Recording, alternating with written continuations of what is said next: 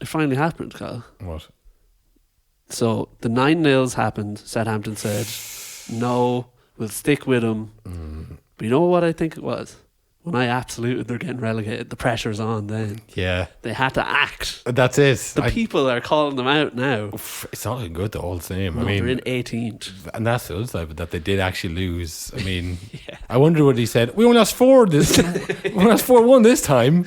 Well, this makes no sense.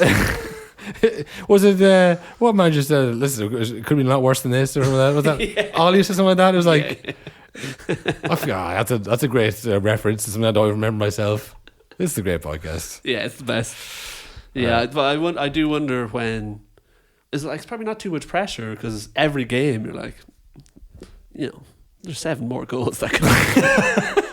3-0's not so bad. 2-0's fine. But that's the half-time talk. It's like, all right, guys, we got a ways to go before this gets really. Look, don't worry about it. We're 3 up on the last time. If you think about it to the prism of a 9-0, we're actually plus 2 goals. This is the best we've done in a long time, I think. Yeah, I mean, that is something that will follow him around. It's actually done him a disservice, unless he turned around to the point where he beat someone 9-0. They had become Premier League champions. I don't think You're never getting over it. He's never getting away from the 2 9-0s as a manager. I don't know if you saw as well that Southampton during the summer, they were going to sack him, but they changed their mind at the last second. But what they did do was sack all his coaching staff. Did they? Yeah. Damn. So, what a terrible job. Maybe they wanted to resign. Yeah, they're poking him. They want to pay out his severance, I'd say. Oh, no, you can stay. All of your friends are gone. Yeah, I'm not giving you any money for signings. No. And what do you think?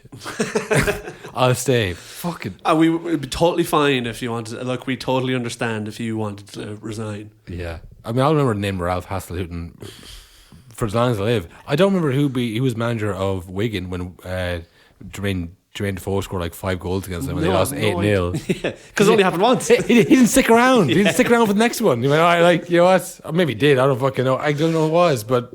Yeah, I know we've beaten this bit to the ground over the last year and a half, but it is 2 9-0s. It's done now. I think this is. I think officially. We have to put a bow on it. This is a nice little bow. This is the end of the 9-0 talk right now. Ralph is gone unless he comes back to manage. Probably Everton. Yeah. I think that's where you go. Lose 9-0 to Southampton. That was the last one. That's the last time. Honestly, that is nonsense. Nonsense. All nonsense. But listen, I've been down that road before. They're imposters.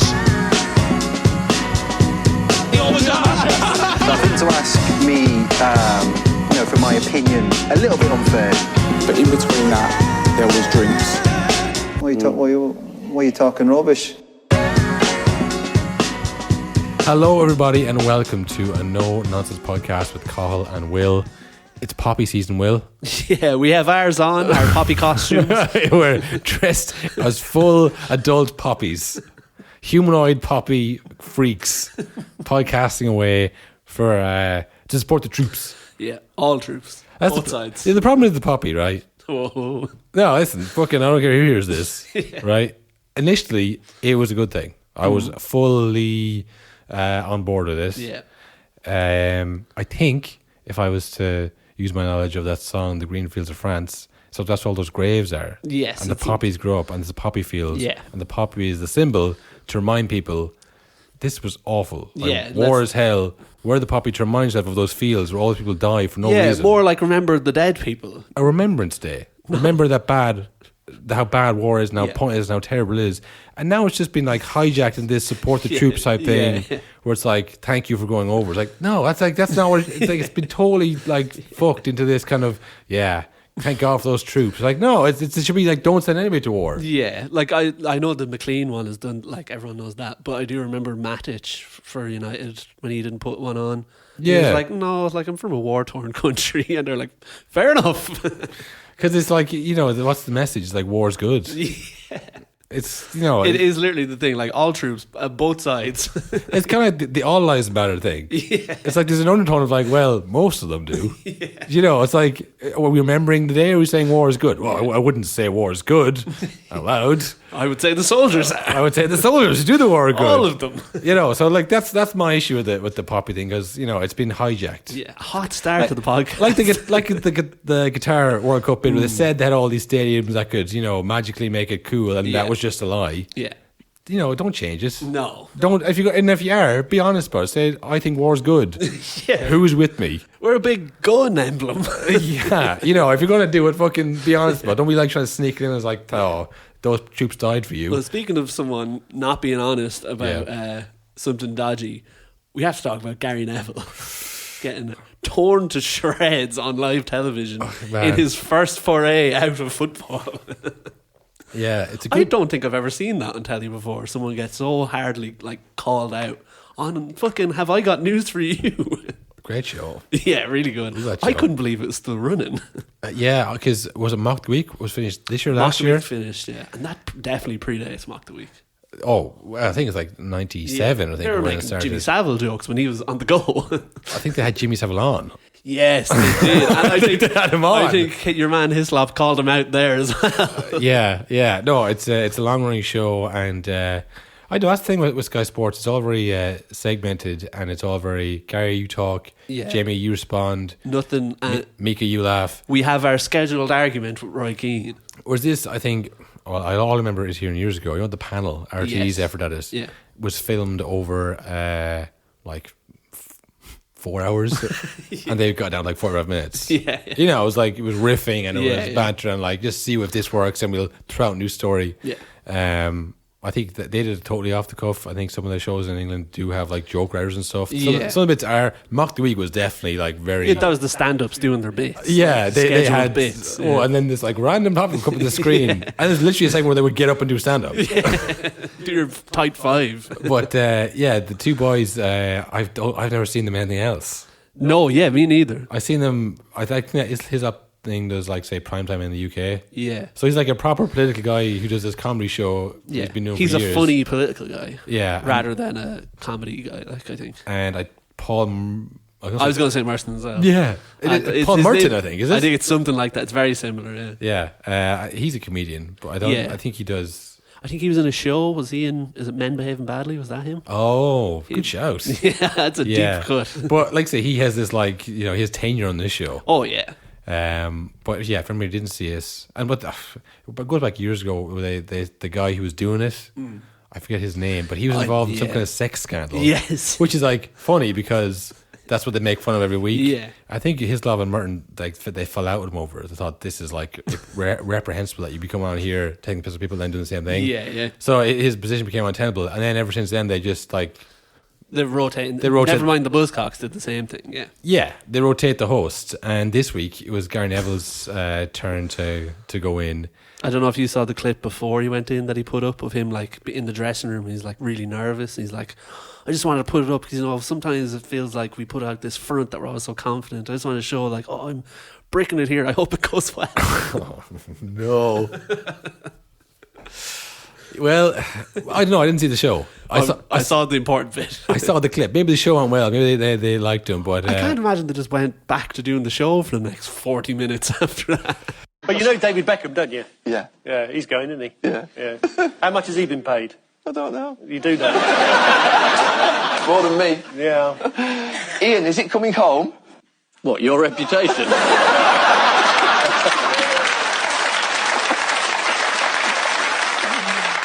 The others have been very gentle with you, Gary, but I mean... Thanks, Ian. The elephant in the room is still there. I mean, you're commentating there, aren't you? Yeah, I'm commentating there. And what's the defence? Football term. I'm commentating there. Well, you've got a choice, I think, haven't you? What, going or not going? Well, my view always has been that you either highlight the issues and challenges in these countries and speak about them, or you basically don't say anything, you stay back home and don't go. And I've always said we should challenge them. There's another option. You stay at home and highlight the abuses. You don't have to go and take the Qataris' money.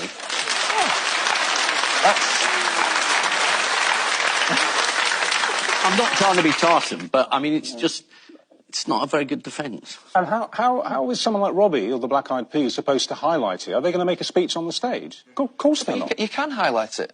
What, during a match? Well, highlight it during the commentary. It's the kick-off here in this appalling country's human rights record. And honestly, I think, someone's kicking a ball. But honestly, the amount of immigrant workers who died, it's a shocker. Oh, it's a goal.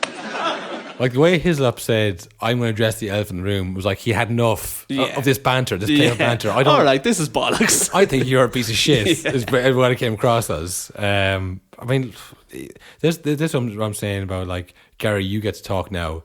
Yeah. He knows really that no one's, unless it's Roy Keane, no one's going to like just cut across them and say, well, that's bollocks. And also, even if Roy Keane is coming at him, it's like, it's so trivial. It's like, I think Ronaldo is a bad captain. Like, it's not like, hey, I think you're doing a horrible thing in your life right now. Roy Keane's never going to poke a massive hole in his argument.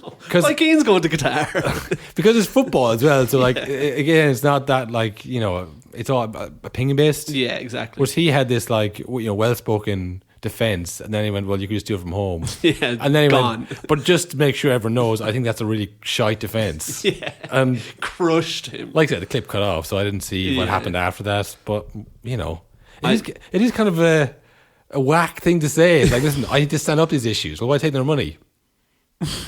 Silence, radio silence. You can just do it from home and point it out. What are you going to do? Call out during the game? What are you talking about? Yeah, that is a great point as well. Like, no, he's not. You're dead right. And even if he does, it'll be so like, oh, you're there though. Like, you're sitting up in the fucking solid gold commentator box. Like, and he won't, because like the monarchy over there. Yeah, they're going to be standing behind him.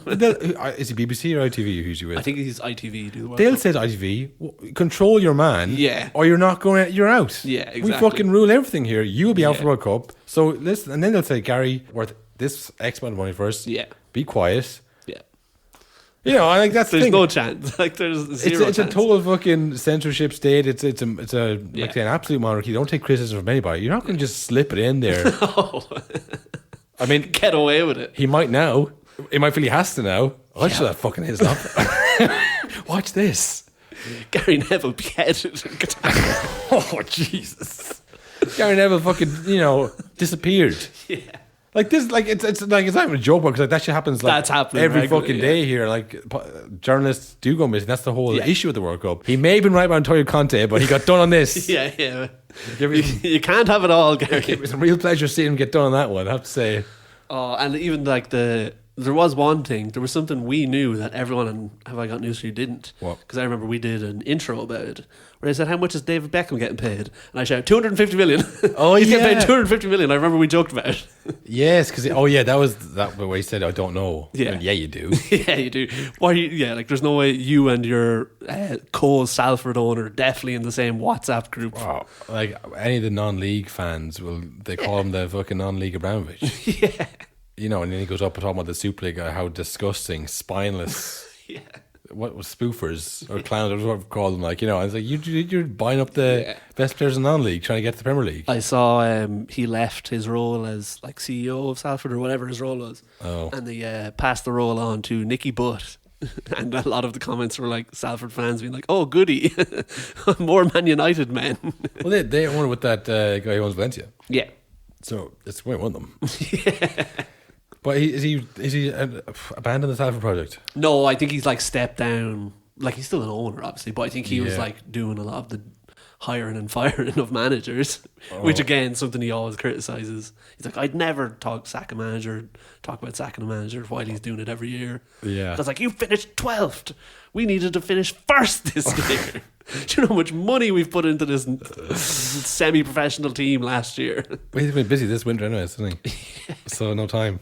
Yeah, that's the thing. He's going to be in Qatar. Let's call it now, shall we? Is he going to have a moment? Or is he just going to be a commentator? No one's going to remember. Oh, he's having a moment. He's having a few moments, and they'll be just. Is he going to say something like? Is he going to say something on commentary? 100%.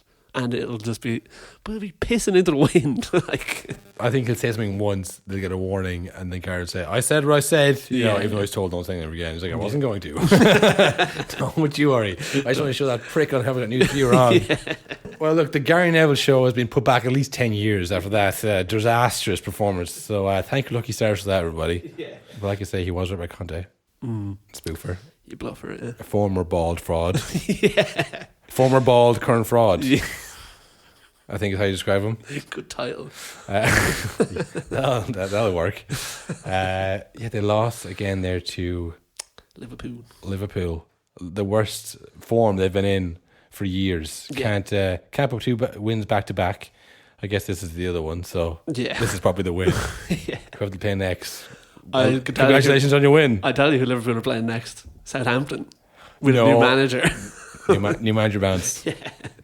Wow. Could be Jared. That's why they sacked him. Yeah. They went, okay, this is not a better time. There's literally not a better time. We'll bring you back after the Liverpool game. It was another great performance by Darren Nunez. No one told you he was gonna be this way, Darwin Nunez. Listen, man, He does it all except the goals. he's an exciting man to watch. Yeah, you don't know what you're going to get from him. I did see there's a lot of Liverpool fans out there, right? No question. And we live in this kind of age of stats. Yeah. Where it's like, how many goals has Jesus scored? Yeah. How many goals did Nunez score? That was kind of a bit going around and Yeah. comparing them.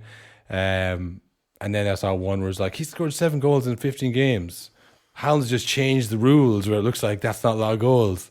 You know, it's like, listen, you watch Haaland, you watch Nunez. Yeah, it's a different world. Haaland doesn't miss. Haaland scored 2 goals yesterday. One that was disallowed. But he scored 2 goals in like 20 minutes easily. Yeah. I mean, there's been players, your man actually for City, Alvarez. Yeah.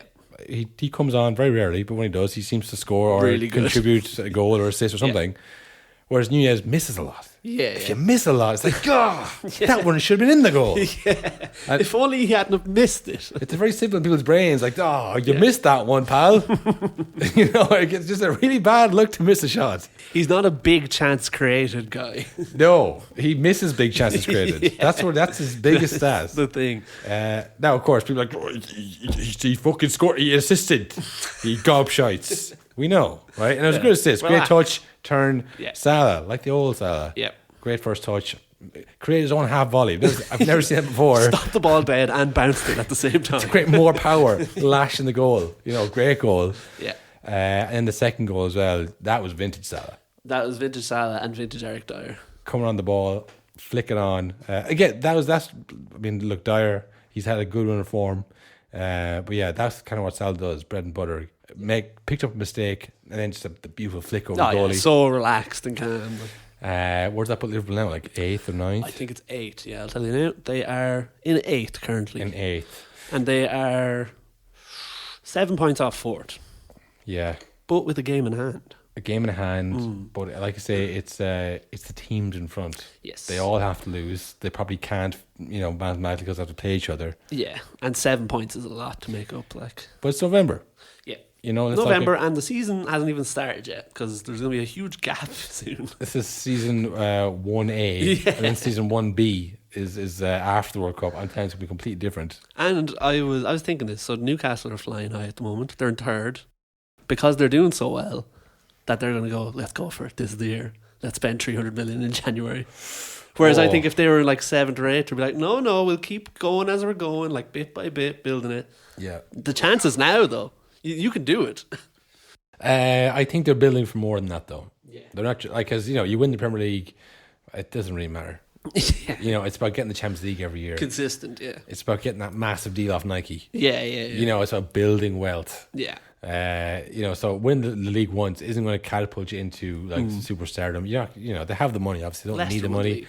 You're trying to build up so that you compete, and then it's like default. They want to be like Liverpool or City. Yeah, it's got to be one of them. Newcastle, there obviously. Yeah. That's what they're trying to build. So if they win this year, great. But like, are we set up to win it for the next 5 years, next 10 years?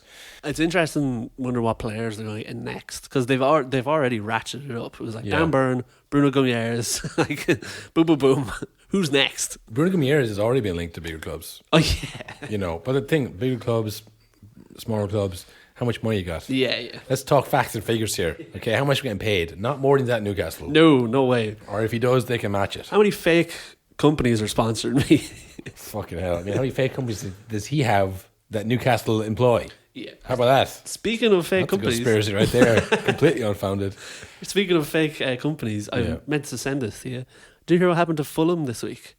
Fulham owned by AEW and Jaguars owner Tony Khan, who's notorious for running a loose ship and things get a bit out of hand. one of Fulham's main sponsors this year, it came out that they don't exist. But not that Fulham were doing a dodgy deal, it's that Fulham thought they existed. Oh, no. So I don't know how it works, but I do know that the entire board of this company were headshots of actors from America. Wow. Yeah. Was it one of the things? It was like some like nondescript, like we're kind of a bank / crypto thing. Well, the crypto thing is very confusing. Yeah. So, you know, it's easy to get away with that. They immediately cut all ties with them. But yeah, I thought that was very. Well, I'd say when that first check didn't come in, when they were sponsoring Fulham. So I mean, what were they getting out of it? Yeah, but like I think they've run like sponsored for like 2 years, and it wasn't until some investigative journalist was like, "They don't exist."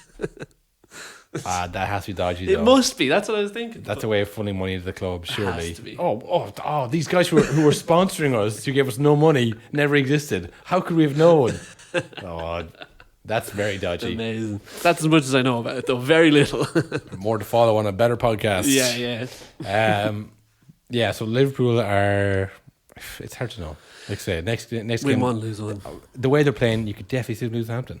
Oh yeah, for sure. It's crazy. Yeah, because they're so bad. But this is the thing as well, is that I think Spurs have been going under the radar a bit. We've been saying they're not doing too well, but they've scraped by in a lot of games that they should be. Like the Champions League game the other night, barely got by. They should have been like beating Marseille a bit more comfortably. Bournemouth like a week or two ago, where they barely scraped by them. Yeah. So like they're winning games, but they should be hammering these teams. So I think Liverpool today, they came up against a pretty easy Spurs team. Like, is that though the Conte grand plan? Is that what the murder runs are for? it's the slow descent into I've done all I can. But no, what I'm thinking is this. I'm thinking, yeah, they play a very defensive style. It's horrendous to watch. Awful. Yeah. It's not good TV at all. No. But they are fitter than everyone else. That's true. Last 10 minutes of the game, they're still running hard. Yeah. Now, this is where we strike. So, they're hanging on. We're hanging on. I saw today. You're right, we want you. Marseille. Yeah. That Marseille game, they were out on their feet, and Spurs, like Højbjerg, right down the middle. Like, it's like, who the hell? Like, they're incredibly fit. You can't argue with the shape they're in, but can you do this for the whole season? Yeah, is it sustainable? And as well, it's like, in these things over time, all it takes is one bad result for, I don't know, who's like a outside Spurs player, someone to just be like, go leak something to media like, we're sick of this, and then it all kicks off. Oliver Skip has been talking to Jamie O'Hara on TalkSport. Yeah, exactly. He's just like, he always tells us don't really go for it until the last 20 minutes. Yeah, it's the Spurs one, like I said, last week they were third. Now they've plummeted to fourth. Yeah, in free fall. In years gone by, they would have been like, if we can... Fourth? This is the best season we've ever had. Because Chelsea were so strong, because United would be stronger than Tottenham. Liverpool are obviously fucking, so hard to call. So it feels a bit like, and obviously City are still going very strong, and Arsenal are playing very well, but that year when Leicester won the league, everyone was kind of like at 6 and 7. No one had a strong team going well.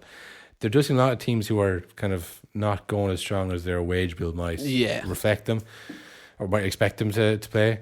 Brighton obviously are doing well. There's always one team that kind of like starts off well. Fades away. So we'll see if other teams get together. Is that when Spurs will say, that third and fourth place at the start was like, that was just a false dawn. Really, we were struggling the entire time, and we were just lucky that other teams weren't playing well. I do wonder as well if in January, say they don't really buy too many people. Yeah, that's the type of thing that Conte walks over. It's an easy thing to if you want to walk. Say, we need more players, but we bought players in the summer. This is bollocks. Yeah, we told you in the summer we're spending 300 million. We spent it in the summer. Yeah. Instead of half and half. I'm actually. Brian Gill is just sitting there.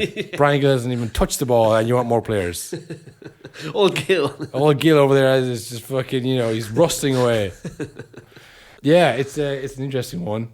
I think the only team who's really playing well, or City are playing as good as you'd expect them to play. Arsenal playing out of their skin. Yeah. Everyone else is below their standard, including Spurs. Yeah, but they had injuries to Kulusevski, who was massive for them in January. He was like, "Oh yeah, this is a team." Son looks like someone. I know he just got injured. He he fractured his orbital bone, which he might be at the World Cup. I think I saw he will be at the World Cup, just barely. Like he'll scrape it. Well, like I'd imagine he's their best player, if not best ever player. Oh, he's at the World Cup. If he misses the first couple Put of an eye games, patch on, pal. I think we'll just hope he gets to the last 16 and, Son will come on. But he looks like someone who's been playing through an injury all year. Yeah. I have that kind of thing where Conte was like, how injured are you? Yeah. Not that injured, sir. That's what I thought. Yeah, 100%. Because he looks like he scored a couple of good goals. I don't know if he scored that unbelievable goal. So he hasn't become shit. No, yeah. But he's not at the same level. That looks like someone's entered an injury. That's nearly always the case. Like, I'm sure Trent is riddled with injuries at the moment. But he's just like, no, I'll power through. Like, it happened to Rashford. It always happens. And then it comes out like, oh yeah, I've had injuries last 9 months. I broke my spine. I can't see. So that's why my feeling on Son. So they have a lot of injuries, and yet they are fourth. So I think it could go one or two ways, where they fall away or a nice break for the World Cup. That said, they'll have Kane will play in the World Cup every single game, every single minute. Son will play injured. Yeah, play injured on his unknown injury, and then his face injury. Højbjerg will play every minute for Denmark. Every second, yeah. Romero will play every minute for Argentina. Does Dyer play for England? He'll be on the squad. Yeah, he'll be there. So not a break. No, not. He's in Qatar, for Christ's sake. He can't drink, so that's good, but it's very hot, so it's not a break. Yeah. And Lloris for France. So a lot of internationals. He's got enough pressure going on. Yeah, never mind the games. He has to put up with the French team. So I feel they might fall away, but it could go either way. I think they might, when they get the injuries back, depending on how the World Cup goes. If a lot of teams are out early and they get back in, and Conte doesn't do too many extra murder runs. Yeah. This is the thing as well, is that they can't really afford to start falling away, because he could just be like, well, fuck it, I'm leaving. Yeah. You have to keep performing to keep him there. City won again. Yes, they did. Speaking of injuries. They comfortably won with 10 men. Well, not comfortably, it was a last minute penalty, but they dominated that game with 10 people on the pitch. Not a VAR call this time, just a bad refereeing call. Bad refereeing. It's nice. They returned to normalcy. I would say they were screaming in his ear, it's not a penalty. Well, it was a penalty, in my opinion. He pushed in the back. Well, he pushed it back, but he pushed hit him him a over. hard shoulder and in the box, though.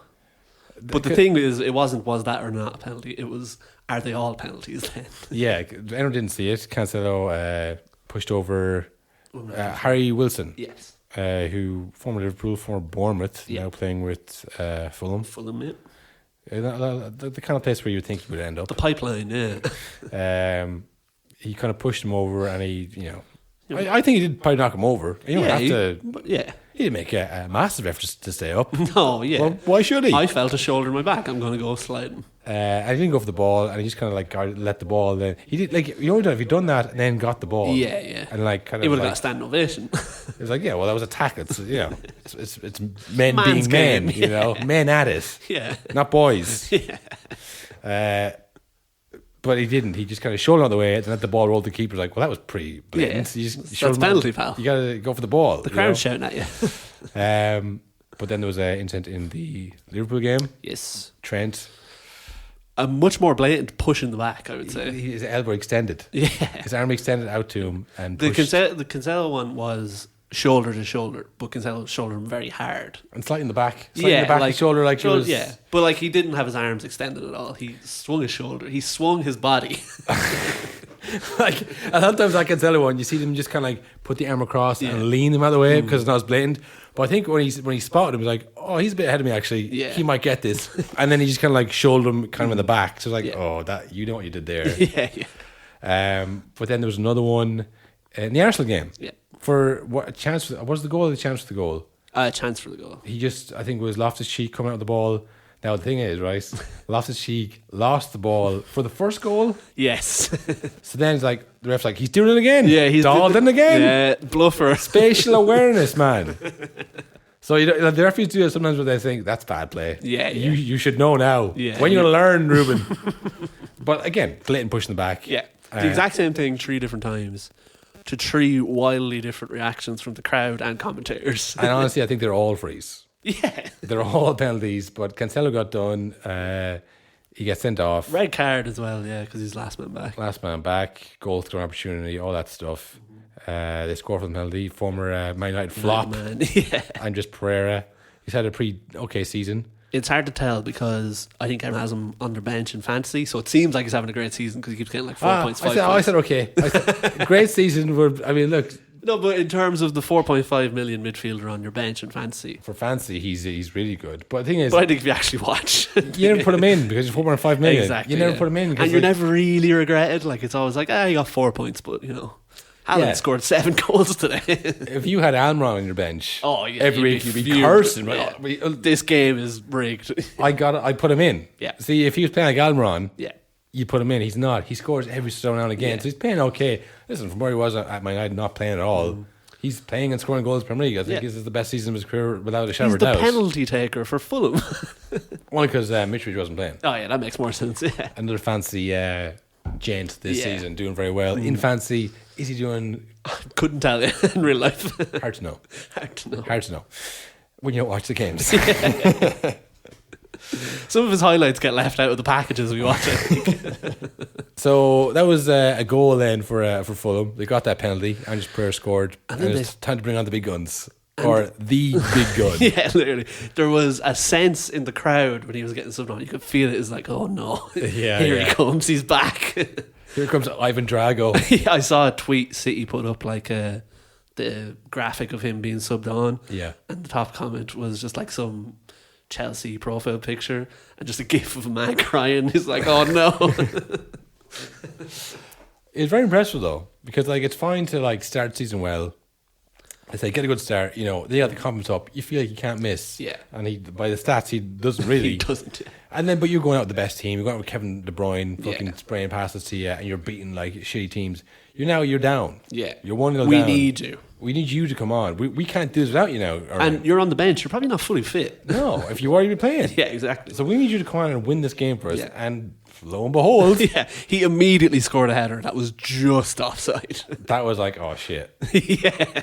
This is going to happen again. Yeah. If not 2 more times. Yeah. It only happened once, thankfully, for them. Yeah. Actually, am I doing a disservice to Alvarez, who scored the equaliser? Yes, he did actually. Alvarez scored a great goal for the equaliser. Off the bottom crossbar in. Nothing better, is there? No, yeah, very sweet. Although, did you see Mbappe's goal during the week in the Champions League? No, I did not see it. Oh my God. An unbelievable goal. He's very good. He was like, he rounded the player, got dragged out of, and was being dragged out of, off the inside the post and in. Just lashed it. Unbelievable goal. It does feel like all of the off the pitch stuff with Mbappe distracts sometimes from him being so amazing. He's so fucking good. He's like still young. He's so young. Yeah, he's 23. Yeah, he's a freak. I think he's still qualified for the Young Player of the World Cup. And people are like, I don't want him on my team. Too much trouble. Yeah, well, he is too much trouble for sure. But I mean, the goal is very, very good. Alvarez's goal is very good. But this thing, it's 1-1. Arsenal. Can they be stopped? They're saying in the city dressing like the Arsenal machine, the advantages they have, we can't stop them. Erling, we need you to come on and win this game because whoever come on and get a goal, it's like listen, we're losing anyways. Yeah. Now it's level. Now we need you to win it. Actually, like we've got someone to level it. You're meant to be the X factor here. We need you. This is because it doesn't feel like any game he's scored in this season. I know he scored goals to win, but games they should be winning. City are steamrolling teams. He's scored like 2. Like it doesn't feel like the pressure was on him like this. I mean, a fucking last-minute penalty is as good as it gets. Like, say, Ronaldo last year when he was scoring goals, it was a very obvious, like, this is not a good United team. Yeah. And it's not even papering over the cracks. But, like, at least there's someone scoring goals. Yeah. Whereas this team's like, this is such a good team. And then you add a Haaland to it. Whereas this is like, we need to win here. Can you be the man? And he can. So... Yeah, look, fair play. They'll be the best team to finish second ever. They'll take that crown from Liverpool. Congratulations. Just third behind Newcastle. But Arsenal put the mighty Chelsea to the sword. Fuck, Arsenal are good. Like we've been saying for ages, and I know I've been saying in my own head, like, it can't go on again. I've been saying this to myself in the mirror every morning. Yeah, it can't keep going. Like it has to start. Like eventually, like there it is. That's what I was expecting. They keep getting better. Yeah, well, we said this last year as well. Momentum is so important. Yeah. Feeling that you are a good team is as important as being a good team. Yeah. Go out there and look at your teammates and saying, I think I trust Xhaka finally. Yeah. I think Odegaard... I had my doubts. I mean, whatever, fucking Arsenal fans who think Xhaka is the best player ever. Yeah, this season he's playing very, very well. But like, last season you wouldn't look at him and said, I'm happy for him to be middle of the field against anybody in the league. Whereas now you have to say, I mean, why wouldn't you be? Yeah. You know, he's just that point of his career where the game is slowed down. It's to borrow an American phrase, the game's kind of slowed down for him, but it's he's looking really, really good. Yeah. Jesus, he's not scoring all the goals, but He's doing a lot. He's involved in so much of the play. You know, indirectly, just the runs he makes. Yeah. He's always causing trouble. Getting on the ball, and it's you know the defenders are thinking about him. And then you also have your former disgraced captain Aubameyang doing an ad for the match. Did you see that? We've got a promo for Arsenal. Chelsea Arsenal. So you go, Arsenal, let's go. Okay. Arsenal, let's go. Yeah, nice. I'm ready. I'm ready. I'm blue. I'm blue. I'm back. I'm back. And 3, 2, 1. Sunday at midday. Welcome to the bridge. Welcome to the bridge. One more go. Arsenal. It's nothing personal. Arsenal. Nothing personal. You're never winning that game, mate. You can't be saying those things. I know you didn't come up with them. The BT Sportsman told you to say them, but you can't be doing that. He's not forced to. No. Well, yeah, that's true. He could have said no. They're working at fucking. That's disrespectful. Hold a gun to his head and say, "You have to do this. Your club signed a contract with us." If you say it's nothing personal and like I'm back, if you say the words "I'm back" in front of a green screen, you're losing that game. There's no chance you're winning that game. No. All you're doing is riling up the other team and all of the fans. It's a very short sight as well because if I have the footage of him at a green screen, much more talented, much more spiteful Arsenal fans also have the footage of him at a green screen saying I'm back. It'll be him like on the fucking Dole line. It'll be him. You know, all the photoshops are forming in my head right now. You know, it's very obvious how you can spin that. If they didn't kill our engagement, we'd be making them. You know, that's the thing. So. But he posted a video of his whole family wearing Chelsea jerseys as well. Yes. So I mean, I guess you were at Barca like 3 months ago. Yeah, and they got rid of Lewandowski. Yeah, the guy you replaced at Dortmund has now replaced you at Barcelona, the club that everyone wants to go to. Yeah. Frank de Jong still hasn't left. He loves it that much, despite everything. But you're a blue now. You know that's so. You're back. I back. Give the Anderson Silva. So yeah, no, it was a great performance at Arsenal. One that's like we say, dawdling the ball, giving up cheap possession, giving up chances. Yeah. That's what you're associated with Arsenal going to Chelsea. Yeah. Whereas the opposite, and maybe it's momentum. Maybe look, it's a much better team than any team the last 7, 8 years. I would say. I think that's not even debatable. Yeah. At the moment, just all round. And injuries have stayed off, so I don't know. Every week, it's like I feel like it's like, all right, well, they're playing Chelsea this week, so surely they'll drop a point here at least. I feel like a minister come up to the budget every week. It's like, so what's going to be the budget? Like, I can't tell. I don't want to say because I'll look foolish. You know, that's what I feel like. I don't. When City went a goal down to Fulham, I thought, oh no, it's happening.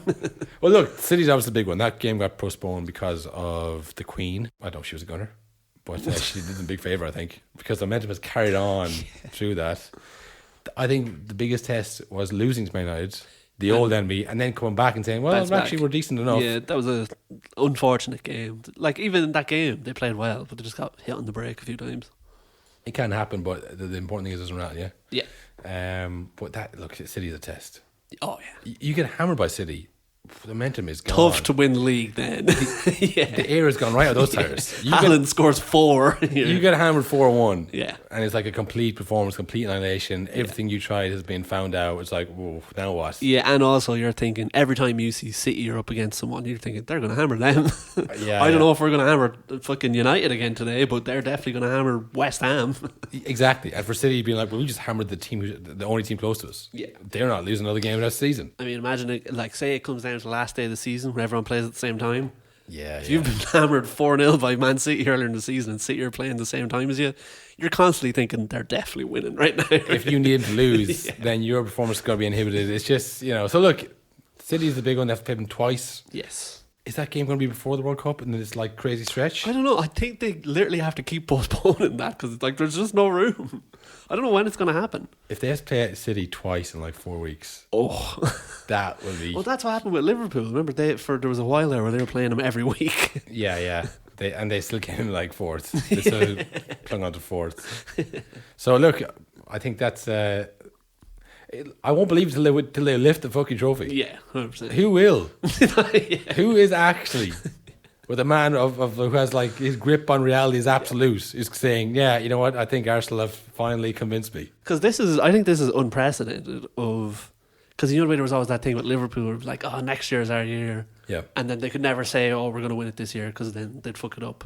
But no one in Arsenal was saying next year's our year. They're like, we'll see how it goes. Fourth to be great. I don't know what my prediction was. Oh yeah, my prediction was Arsenal in the league. Yeah. But my actual prediction. Yeah, my much realer sense. That was a hope rather than a prediction. Well, we thought about City. Thought about Liverpool. Like, Jesus, I don't know if they can do it again this year. And evidently they couldn't. No one really believed Man United are going to do it after last year. Chelsea thought, well, fucking the mess they're in with Abramovich and Tuchel. I mean, that would be a long shot. So yeah, Arsenal. There was no one that you said. Maybe people saying Tottenham might run them close. Yeah, no chance. There's no one who was meant to run them close at all. This should be a walkover for City, but Arsenal. And City are still like City haven't done anything wrong, really. We were just talking about how there was a character building performance by Haaland for the team. You know, so they are not going badly by any stretch of imagination. But they just had their loss at the start, where Arsenal probably have their loss later on. This is the thing, like you were saying, injuries have staved off. Yeah. They can't stave off forever. And the squad is not deep enough. That's usually the problem with Arsenal, is like a player's gone and then they immediately drop a level. Yeah. But they haven't had to drop a level yet this year, so it's hard to tell. That has to come eventually. But then City's squad depth is playing for Arsenal right now. Yeah, that's true. Usually they would bring on, if someone needs a break, bring on Jesus, bring on Zinchenko, bring on Sterling. Yeah. They're all gone. I wonder... We mentioned about Newcastle, like in January, do they make a push? Yeah. Arsenal have to in January. You're never getting this chance again, like we said. They could be opposite Newcastle. Yeah. It's like the wealth is already there. Newcastle's like, fame already yeah. there. This is once in a... Yeah. When's the last time I had a chance? A real chance. Long time ago. Like the one where they came second against Leicester, that was Tottenham's chance. Yeah. And they completely blew it. And then Arsenal, I guess we're second now. Yeah. It never felt like Arsenal were going to win the league. Even though they beat Leicester at home and away, the other games they lost, like, this is not a team that's going to fucking do anything. You know, this is bullshit. I literally, the last time was probably like, we were thinking like Fabregas on his peak. Yeah. It's a long time ago. I think it was, that style, like the only teams to be leading at Christmas and lose it are Arsenal and Liverpool last 2 times. I think it was like that time. Well, like 08, 09. I wonder, will they be top at Christmas this year? Well, there's a lot of games to play. But you see, the thing is there, because I don't know when the World Cup ends. At Christmas. Well, we'll say. I suppose it's middle of January now. Well, back Christmas means Christmas Day, I guess, because there's always games in between that New Year's Eve period. Look, it's a different year. This is why I thought they'd win, because it's like, well, there's no like it's chaos. There's no milestones that usually are there. It's like, well, who'll be playing then? Cameroon or Arsenal? You know, like I don't know who's going to be playing. So I think, look, just do what they're doing. Just got one game at a time and keep your heads down, lads. I guess this week we beat Chelsea. Yeah, and we play someone next week, and I hope we beat them.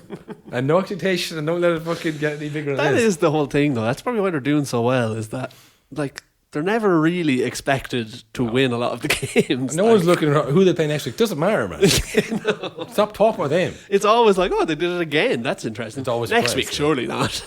It's when that shifts. When that shifts, well, there's only 15 games left. When the pressure's, like we've mentioned before, when all eyes are on. When all eyes are on, that's where a lot of teams fall. Yeah. You know, it's that's how it goes. A different pressure. This start of the season where it's like, okay, well, we got a World Cup coming up, and I think Arsenal top the league, but that won't last. That won't last. Yeah, World Cup is coming. That's when the World Cup's over and Gary Neville's been beheaded on live TV, audio only.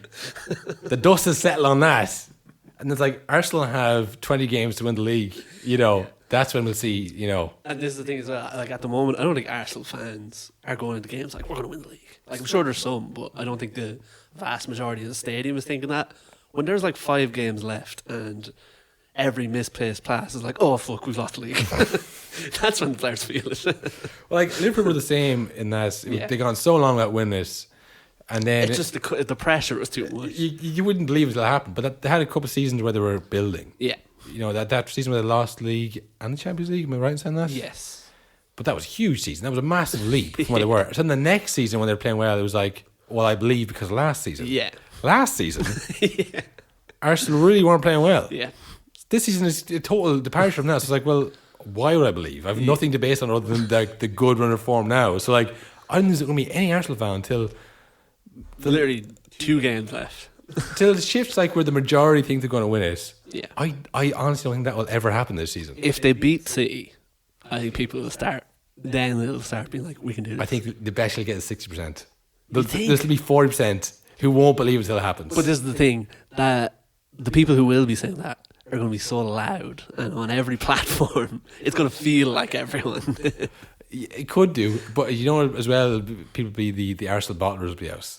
So you'd be like, we're going to win the league, and like, oh, I can't wait for Arsenal bottle, and then you'd be like, well, I'll just keep my mouth shut for. I'll wait 2 more weeks. I'll have to beat Newcastle next week, or whatever it is. But like, yeah, if they were to beat City twice, I think that would be huge. Well, if to beat City twice, they've done it. Any other team, yes. Any other team, yes, because you would be then 6 points clear of City. You'd imagine.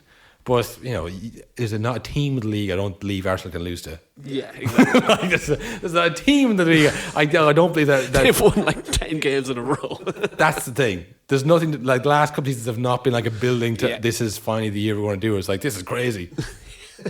What else do we have then, Will? Man United. We had my boys. A performance of old. United were... I jinxed them though, to be fair. I put that graphic in the group chat about it had been 12 hours since they conceded from open play. Oh yeah, that was they conceded 3, 2 from open play. Well, I mean the bounciest. The I mean, we've talked about how the Vince Carter of a new manager bounce at Aston Villa. Yeah, I mean a cloud. I mean, I think a physical cloud has been lifted over. It reminded Villa me Park. of Ollie's United, the first game where they won 4-0. Because it was like last week Jose Mourinho was calling you viruses and he wanted to kill you and he was fucked up of it all. And then so immediately the new manager bounce is huge because he's just like, oh, thank fuck, I can just relax now. Yeah. And there's no pressure on you. But this, like Gerrard, like Mings had a great game. Yeah. Because of course he did. Brent Diaz started. I don't think Coutinho was in the squad. Oh. He might have been on the bench, but he definitely didn't play. Yeah. So yeah, it's just like that's so much. And fucking Unai Emery is a great manager. Mings was playing so badly, he has not been included in the 55-man England squad. That's how bad he's played England before. He went to the last one. He was so far off the list. I think Danny Welbeck is in the 55-man squad. He is. He is. Crazy. But Put I mean, Mings in. the centre backs are worse than Danny Welbeck, honestly. Conor Cody's there. But that first goal he scored for Everton. That's all it took to be better than Tyler Mings in the eyes of the coward. Man, the man who's glued to his phone, looking at social media, seeing what's hot right now. Gareth Southgate thought, no, Mings isn't hot right now. No, I heard the No Nonsense podcast. But if he keeps playing this, you never know. Yeah. But look, the Gerrard thing was obviously toxic. It was a toxic environment, a toxic workplace. Yeah. And he's gone on record as one of those guys who makes people play hurt. Yeah, 100%. So that's not a nice place to be. I have screws in my hip, therefore you should too. Yeah, I earned every fucking penny. Yeah, I know, the stripping of Tyler Mings. Again, if you actually did that or not, it's still pretty embarrassing. Yeah. For the rest of the squad, it's not a good. I like Mings, but even if it's not, it's like, well, it's Mings today. Yeah, exactly. Could we meet tomorrow? Yeah. I mean, where does this come from? Well, I mean, we make a big issue of it then, I'm changing the captain, we have a new captain now. Yeah. Whereas I think what Ten Hag did at United, where he's like, no, Maguire's captain, I just won't play him anymore. Yeah. And then Bruno's captain this game. The public humiliation. Yeah. You gain nothing from it. You've been teammates before Gerrard was here. Yeah. So you have more loyalty to Tyler Mings than you do to Gerrard. Yeah, 100%. If he's captain for a reason, surely. He must have some rapport with the other players. Yeah. So you're going to come in and make a show of him. You're like, oh, well, that's a bit off. Yeah, he's my favourite. And then he's like, you have to play hurt. Again, that's not really proven, but he's in the gist of it. That's the vibe, right? Yeah, I'm just judging the vibe here. Okay, I don't have men inside Aston Villa like Richard Keys who can tell me these things. But yeah, look, and then on top of that, it's like he just wants the Liverpool job. Yeah, exactly. He just wants to hang out here, do a half-decent job, and then when Klopp gets sacked, he's going to go in. Yeah. So, listen, they had a great game. The goals they scored against Man United. It didn't even feel like United were that bad in that game. They just got hammered. Like, any stats merchants out there? Look up last time Lucas Digne scored a free kick. Because he has a wonderful left foot. Not the best defender. No, yeah, but he could score free kicks, put in crosses. Yeah, he hasn't done it in months. It feels like under Gerrard. In the first game he's gone, he's pinging it in. There's like, that's why they bought that guy from Everton. I remember that. His free kick went into the side netting. Yeah. And then the third Villa goal went into the roof of the net. So that'll tell you the type of finishes there were. It was rising into the roof of the net. Yeah. Another satisfying goal. I think, De Gea did dive for the free kick, but the third goal, De Gea was just stood there like... And Leon Bailey, who was touted as like one of the best young players in England coming through. Yeah. Silence for the last few months. He played a couple of good games and then he just like wouldn't start when he didn't score the next game. Yeah. So like that was just a decent team. Yeah. And now Gerrard's gone. I think you might see them shoot up the table. I would say, Will. Really good manager as well. We kind of brush past that. Emery's a really good appointment. Yeah.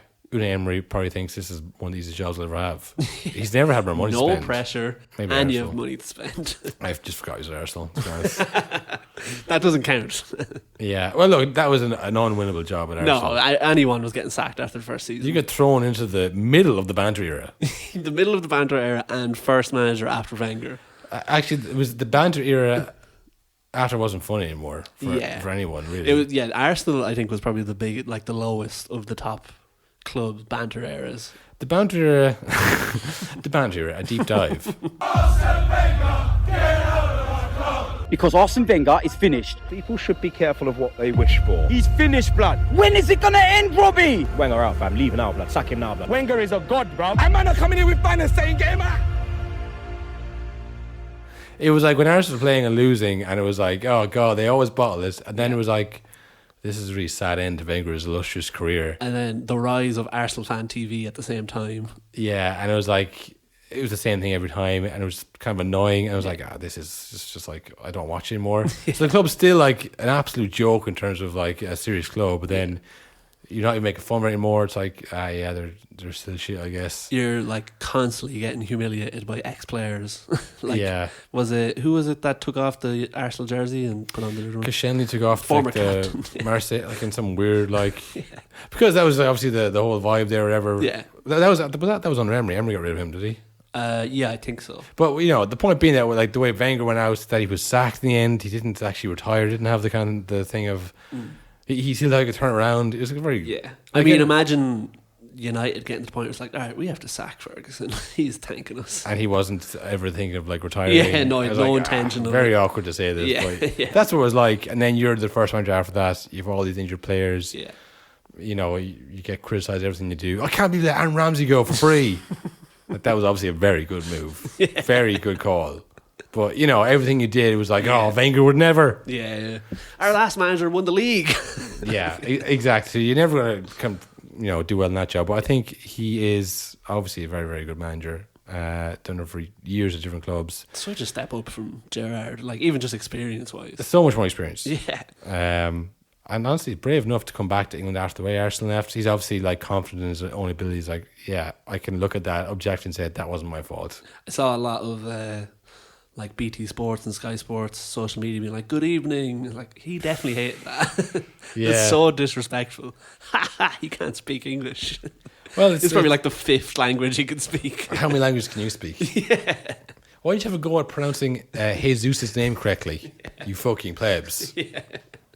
Do like, I don't know, they go Jesus. Yeah. What? You wouldn't go Juventus. You go Juventus. You don't go Juventus or Juventus. You go Juventus. Yeah. So what's this obsession with the J and Jesus? Just call him Jesus. Jesus. It's not Jesus. It's not Jesus. So why call him Jesus? Yeah. Good evening, twats. Yeah, I agree with that. What else do we have then, Will? So United hammered. Tough to tell what that actually means. I would say they're still in fifth. Yeah, this was the thing. Chelsea dropped points, Spurs dropped points. Therefore, Man United must also drop points. It's been the way for the last few years. No one ever breaks away from the pack. When one person loses, they all lose for some reason. This is what we're saying about the gaps at the top widening. City obviously, won against all odds. Yeah. Everyone else loses. It's like, oh no. Yeah, here we go. Oh no, it's only November.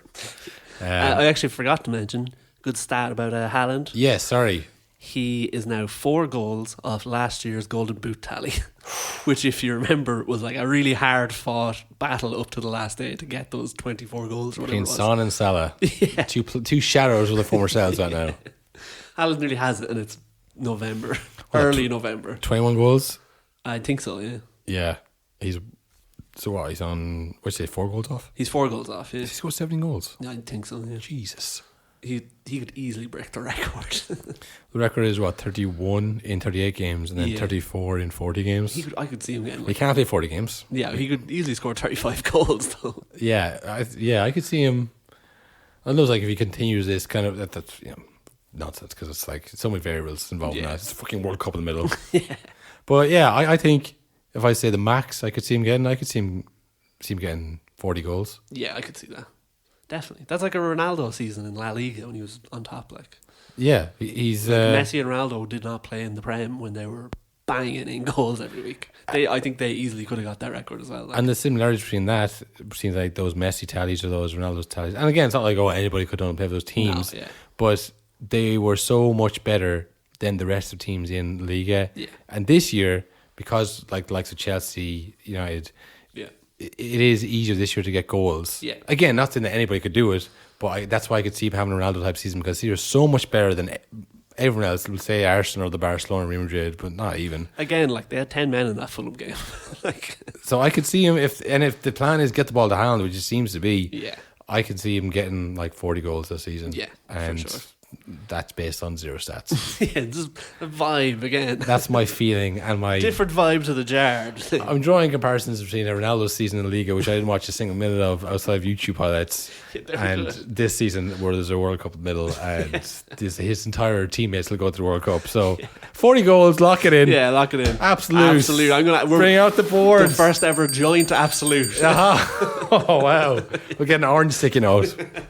40 goals for Erling Haaland. Yeah. And you, the listener, you can say absolutely or absolutely not. Yeah. And if you're right, fair play. Yeah, well done. Well done to you. Yep. You're smarter than Pep. What else do we have then, Will? Was there any other games in? Some cracking games, actually, of teams that no one cares about. I saw there was lots of goals. Our boy Marsh has pulled it out of the fire. Did you see that? He did, yeah. I think it was 4-3 in the end against Bournemouth. Some high scoring games. Yeah. You ever see? I know you hate Gary Lineker. Correct. And every time there's a reason to hate him, you love it. Yeah. But you don't hate him for that. You hate him for just because of his face. Generalness. But it's always a thing where where people tweet him. Yeah. Where your team scores wins 2-1, and then Arsenal win 2-1, and the Arsenal game goes on first. Yeah. It's like, of course. The team with the most fans goes on first because no one's up till 11:30 to watch Brighton win a game. But most times it's like the most goals. Yeah. But it'll be interesting to see tonight, who goes on first. That's true. The Leeds Bournemouth game was a 7-goal thriller. 7-goal that has to be first, no? Like an 80-something minute winner. Yeah, surely. But then will they put, Aston Villa scoring 5 goals in the United's Villa game? Because, Leeds Bournemouth was 4-3. Nottingham Forest Brentford 2-2. Wolves Brighton 3-2. Chaos. Arsenal Chelsea 1-0. That could be it. Liverpool Spurs 2-1. But those 4 teams combined, Yeah. So it'll be interesting to see tonight. Yeah. I don't know this is the real litmus test. So you're on notice, Gary Lineker. All right, you're before you've been kind of protected by the scores. Now we'll see and we all know that Gary Lineker produces the show, writes the show, performs on the show, and has all the goals. It's a disgrace, Gary. Honestly, that is nonsense. Nonsense. All nonsense. But listen, I've been on that road before. He'll be there for you when you need a goal to score. He'll be there for you when you want to win by 4. We'll be there for you, 'cause he's there for me too. They're imposters. Nothing to ask me, for my opinion, a little bit unfair. But in between that, there was drinks. Why are you talking rubbish?